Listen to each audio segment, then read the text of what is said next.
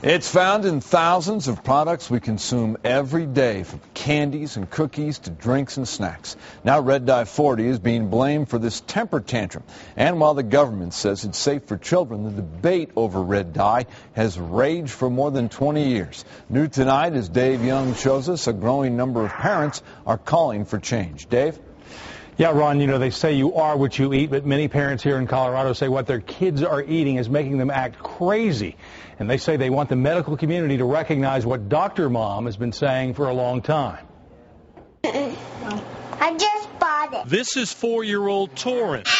And this, says his Arvada family, is 4-year-old Torin on red dye number 40. It starts with stomping off, running, and then he'll start throwing things and screaming and saying, "I hate you." Punching, screaming, biting, kicking, just completely uncontrollable. He went into a fit, like suddenly I didn't know what to do. Doctors told them Torin had ADHD or was bipolar and needed medication. But a friend suggested they get him off red dye. He was just swinging back and forth very violently, and we were all just kind of like...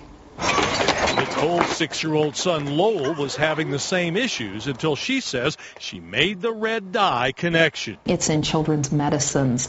It's in what you wash your hands with. It's in foods. In fact, the controversial food additive is found in a startling number of products, everything from toothpaste to yogurt to soda. We consume a whopping 3 million pounds of red dye number 40 in America a year.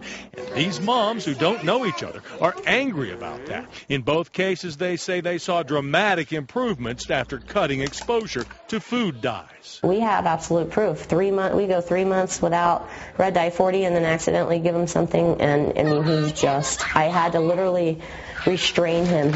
I find that, the science just now is catching up to what a lot of parents have been observing for a long, long time. As a naturopath, Nelson says he's seen the impact from red dye for many years, but the medical community plays down any effect on children's behavior. In the best designed studies, there is a very small percentage of children who do seem to have some change in their behavior. But the Center for Science and the Public Interest has stepped up pressure on the Food and Drug Administration to limit or ban red dye number 40. Their efforts intensified after a recent British study which prompted red dye's removal from products in the UK and other parts of Europe. If my kid was having this problem, I absolutely would take it out immediately. And as a quick online search will show you, thousands of parents are saying the same thing in spite of the medical community's reluctance to acknowledge how widespread the problem may be. I'm very frustrated with the medical community for not recognizing this.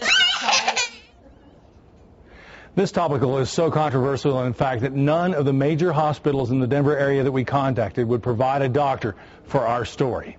Ron? Dave, what are pediatricians saying about this? Well, Ron, I actually did find one local pediatrician who says she counsels parents to get their kids off of red dye if they're having these kinds of issues, but after initially agreeing to do an on-camera interview, she later simply said, "I can't." Ron? All right, Dave, thanks.